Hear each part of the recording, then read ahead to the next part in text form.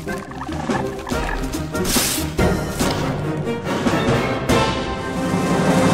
know, I think if you're coming to this new version of ThunderCats, you're going to find that, you know, we're really trying to take that old mythology and sort of modernize it for today's audience. And what we want people to come away with is the fact that this is going to be an epic, you know, retelling of ThunderCats, that the show is going to be huge. There's going to be a huge sort of landscape, and the mythology is going to be very vast. And you know, it's something that the more you invest in each episode, the more you're going to get out of it.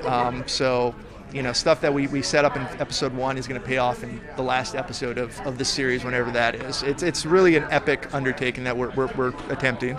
We changed a lot of stuff from the old show, but not any of those changes were taken lightly. I mean, any change we made was for a specific reason. One of the things we wanted to do was, one of the great things about the old show was this combining of sci-fi and fantasy, you know, and we wanted to explain that more. It's like, why are the cats using like swords and nunchucks when, you know, the bad guys got lasers? And the way we did it is, okay, the cats when we start off are a civilization that doesn't have technology. They've never seen technology, and the opening 2 episodes is really the cats meeting the technology and the destructive force that has on their society.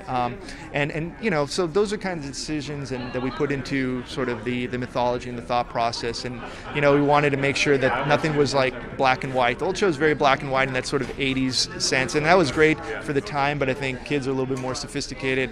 They want to see a little bit, you know, a little bit more, you know, variations to characters and their motivations. So that's another, you know, reason why we made the cats sort of like the Roman Empire, you know, sort of not perfect, and because it makes Lionel's journey into like the ultimate king, you know, more meaningful if he has to sort of, you know, pay for the sins of his father, so to speak.